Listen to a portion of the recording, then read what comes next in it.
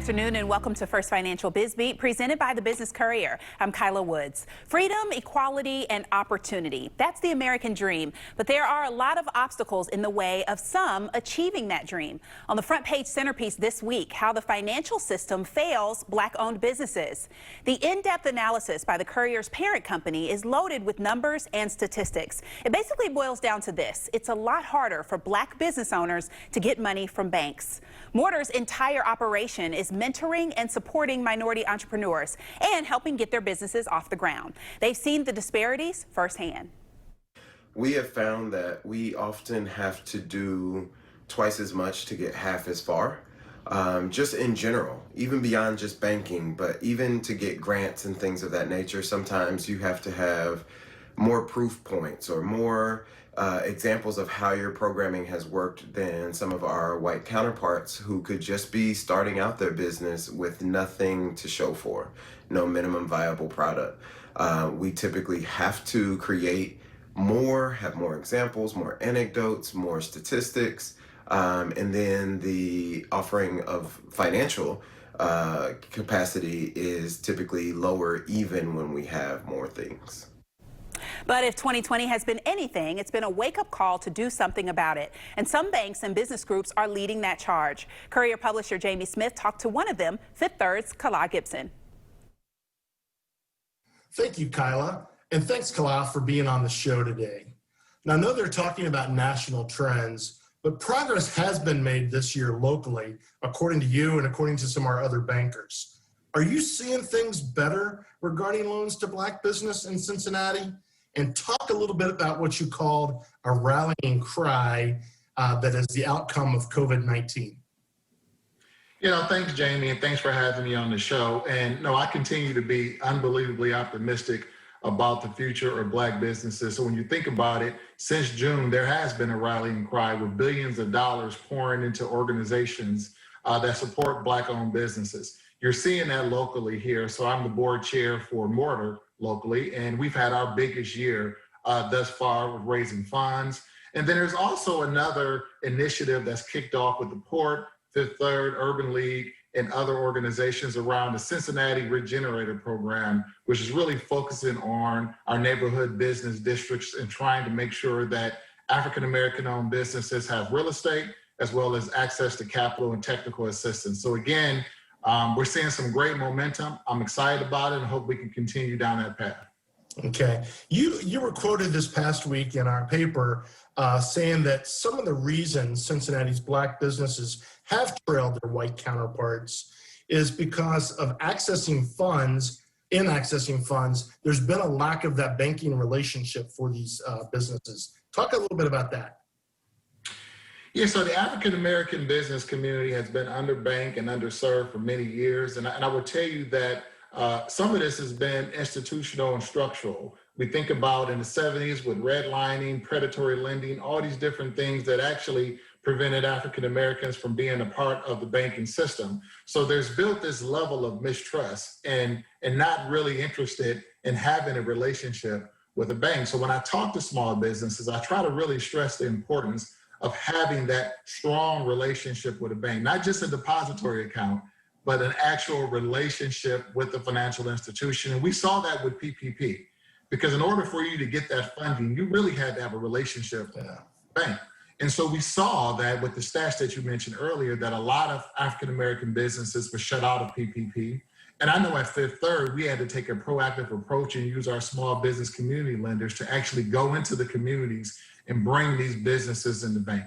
So I think that until we solve that problem and help businesses come into the bank, we're going to continue to have that challenge. Now, again, I'm still optimistic because there's a lot of organizations that are helping us with this, about Mortar, again, the Urban League, of really getting the message out with technical assistance and providing that access to capital. Awesome. Well, I know, as you just said, Fifth Third is being very aggressive in this side of your business. As are, I know First Financial kind of said the same thing.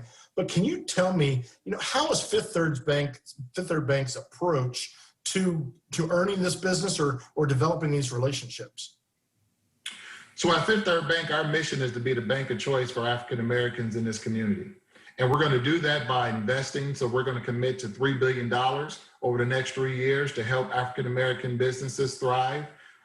We're also going to work on advocacy as it relates to our legislative agenda to make sure that there's policies in place to help these businesses. We're going to make sure that our staff reflects the community because we know that is an important piece. And then lastly, we're going to make sure that our messaging is connecting and resonating with this demographic. Again, we want to bring them, invite them into the Fifth Third Bank family, and we're going to be intentional around that with our products and solutions as well. Well, you know what? I cannot ask for a better partner. You guys partner with us on our Climb Awards, which is our inclusion and diversity event. And I think you're making big steps for Cincinnati. And, even though this national picture was kind of bleak, I wanted to show our viewers and readers that Cincinnati's working better to make it better. So thank you. Thank your friends at Fifth Third, and we'll keep in touch. Thank you, Jamie. Appreciate it. Thank you. Back to you, Kayla. Thank you to Jamie and Kala for that interview. Well, whether you're looking to buy your dream home or just trying to dream big, HomeARama is the place to be. For the first time, the showcase is being held in Cincinnati at a former rail yard in the East End. You can tour $7 million homes to get design ideas for your improvement projects. Each house is neo-traditional to fit the urban landscape. They're all going to have outstanding and awesome over-the-top rooftop terraces with river and skyline views of downtown Cincinnati. They have some spectacular built-ins, some awesome fireplaces. One of them has a rookwood fireplace, stained glass windows, and others. Just some very unique features. Some of those 6 homes sold before the start of the show. HomeARama runs through October 25th.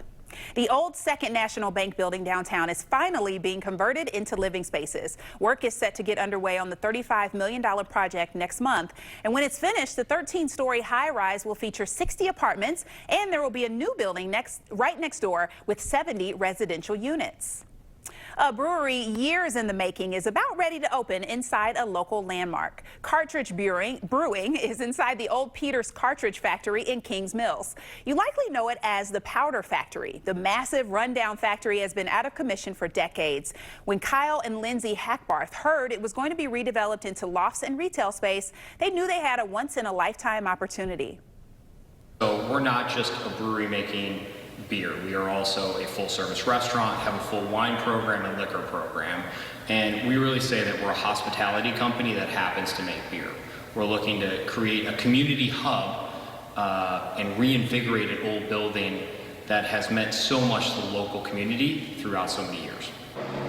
Hackbarth says their beer is approachable with no focus on a particular style. And they brought in Jerry Johnson to run the kitchen. He's worked under both Jean-Robert Decavel and Jose Salazar, 2 of the city's most recognizable chefs. The grand opening is in 2 weeks. Ohio is the second state to make ToGo Alcohol a permanent fixture. Governor Mike DeWine signed the bill into law this week. The move was originally temporary to boost sales at restaurants during the pandemic. Reaction from local bar and restaurant owners is mixed. Many would rather see the 10 p.m. last call extended.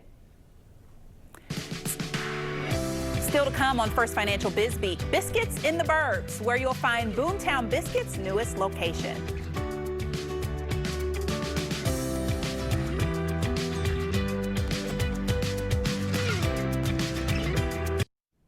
Not many people can say they spent their entire career with one company. Jonathan Theaters always wanted to work with his dad, and now he's running his father's company, which is consistently named one of the best places to work in Cincinnati. Theaters talked about operating during the pandemic and the future with Courier reporter Chris Wetterick. Kyla, thanks for having us. This is Jonathan Theaters. He's the CEO of Risk Source Clark Theaters. Jonathan, tell me a little bit about how the coronavirus pandemic is affecting your company's business and the industry in general. Are you gaining or losing customers, and what can you tell us about how you're meeting the challenges there? Well, I'll tell you, in March, it hit all of us really, really hard. And we had nearly 200 of our clients that were at 20% or less of annualized expected sales. So, and that stretched from March, April, and May. So it was highly impactful. But the good news is that most have rebounded. Some have even reached new highs that they've even passed last year's expected. So I feel confident about the future, but also, struggle a bit with those that are still struggling.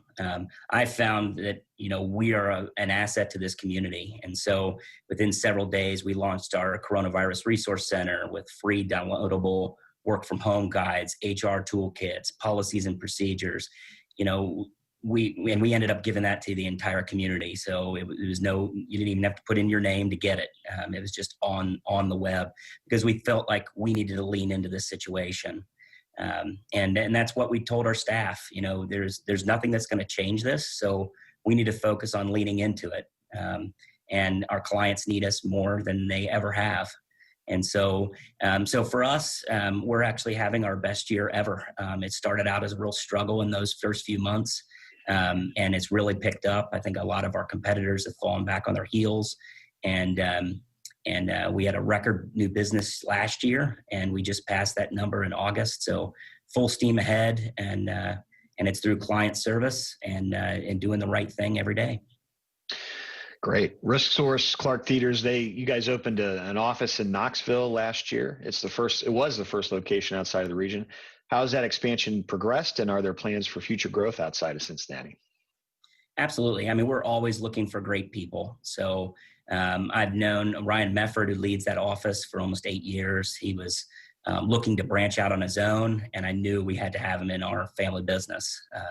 Lisa, who worked with him for his whole career, also joined, and she is just absolutely phenomenal. So what they did was they brought us a lot of expertise and growth in the area of captive insurance, and really a depth of workers' compensation that we don't have as much in the state of Ohio. And so, we're open to growing and expanding, but in the Cincinnati market, but also beyond. And it's just that we're looking for good people that either want to join our company, or firms looking for a sophisticated, nimble digital agency that can help them grow and care for their clients for decades to come. We are totally excited to grow and expand, both here and throughout the country. Jonathan, you're the second generation to head this family company. What do you think the key is to passing a business from one generation to the next? And what are your hopes for RiskSource going forward? Yeah, I think more than anything, it's to know what you're good at and stay focused there. I absolutely love my clients. I love strategizing on their futures. I love finding creative solutions to their business challenges. I don't like to run the operations of my company. So I'm really blessed to have Amanda Schultz, who's a non-family president, to lead the day-to-day operations of our business. She's remarkable, and she is in the right spot for both of us to achieve our goals. It allows me to focus on what I enjoy and growing the company and thinking about the future. And it gives our employees structure and an operation that she can be attentive to all of their needs. Jonathan, thanks for joining us today. Kyla, back to you. Thank you so much, Chris. Well, it can be stressful watching the constant ups and downs of the markets. That's life on Wall Street. So today we decided to take a breath and start fresh. We asked First Financial's Chris Hagedorn to help. He's with Courier Market Engagement Director Kelly Snyder. Thanks, Kyla. Chris, thanks so much for being here again. Thanks for having me. Sure. So sometimes market news flow can be exhausting. What advice would you give to clients who are feeling that way?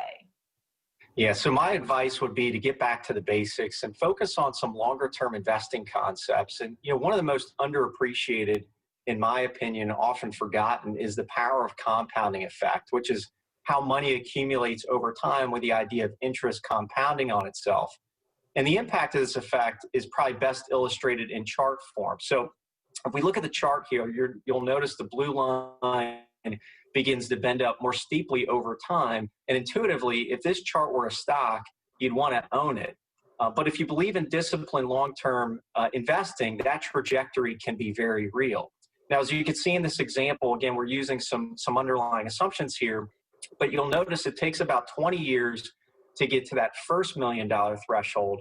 It takes only half of that time to get to the next $1 million threshold, giving credence to the old cliche, your first million is always the hardest, but that's the power of compounding effect in action. And we always like to say, it's not timing the market perfectly that matters most, but rather time in the market that makes the biggest difference to your net worth. So as we're getting closer to year end, what's one thing you would recommend that someone do?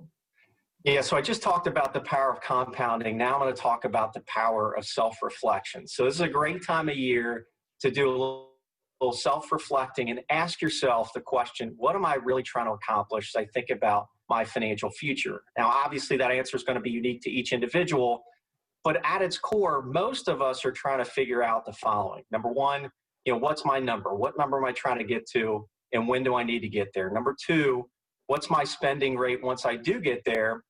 And number three, what risk am I willing and able to accept along the way? Now, of course, what we're really talking about here are the building blocks of doing and reviewing a financial plan once a year. And that's so critically important to understanding what your starting point is for your investment portfolio. So this exercise is really all about setting that proper baseline and figuring out that starting point, which is one of the most critically important factors in determining how successful you'll be in achieving your goals. So again, a great time of year to ask yourself, what am I trying to accomplish? Well, that makes perfect sense. We look forward to hearing from you again in a few weeks. Thanks again for being here. We appreciate it. Thank you. Back to you, Kyla. Thank you so much, Kelly and Chris. Well, up next on BizBeat, biscuits and empanadas. Ooh, what more could you ask for?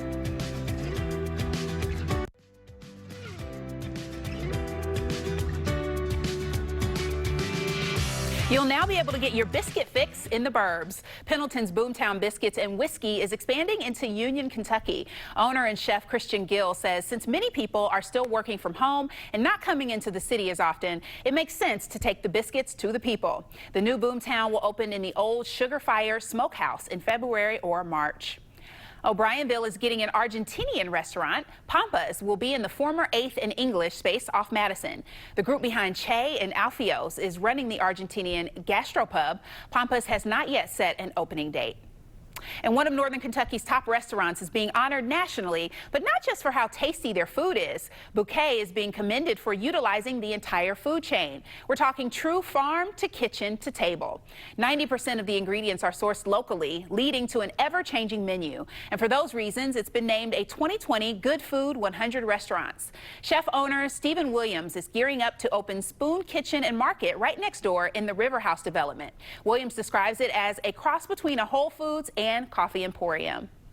Preschool Promise was launched as a way to give kids more access to high-quality preschool, and its mission has broadened during the pandemic to also find ways to support families. Courier publisher Jamie Smith is back, this time with Preschool Promise CEO Shara Jackson.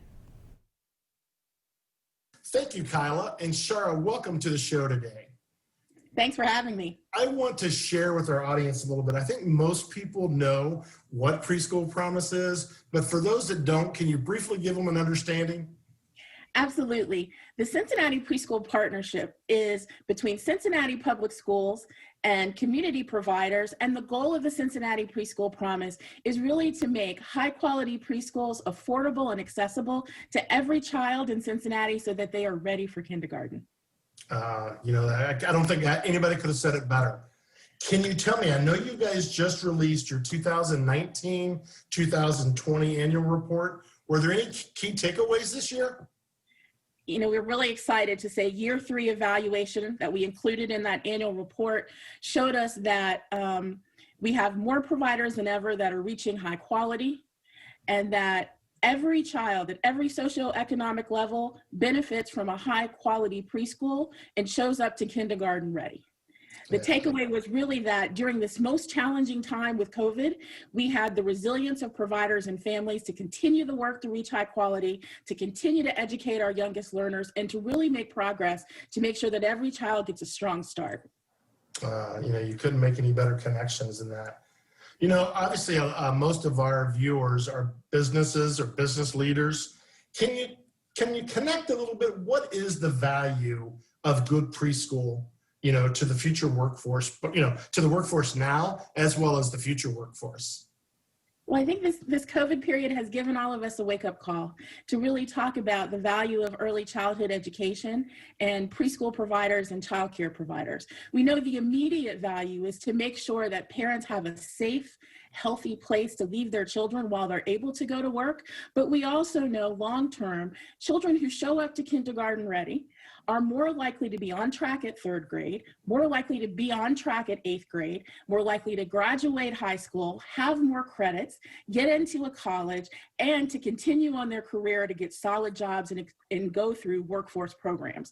We're fortunate that here in Cincinnati, we have one of the only longitudinal studies in the country that has shown kids that start CPS, kindergarten ready, and continue to graduate from CPS are much better off. Yeah, that's an incredible story. And Preschool Promise is near and dear to my heart because it was launched out of my Leadership Cincinnati class. It wasn't my project. I won't take credit for it, but a good group of my fellow leadership, class 36, were the ones to get this off the ground. And you and other leaders have just taken it and run with it. And I can't thank you and those other leaders enough. We are so appreciative of that because we know how important it is to our children. More than 4,700 children have been touched and educated with Cincinnati Preschool Promise dollars since its inception in 2016. And we're on track to do more and more. It is so essentially important during those first 5 years of early brain development and getting to be in the preschool classroom that they have access to high quality that makes it affordable for every family. You know what? That's awesome. And it's a great place for us to end. Thank you so much. Continue to do great things. And I can't wait to see you in a non-virtual world. Me too. Thanks so much, Jamie. All right. Thank you. Bye-bye. Right. Bye-bye. Well, I think we're all looking forward to that. Thank you so much for joining us for First Financial Biz Beat. I'm Kyla Woods. I hope you have a wonderful and safe weekend.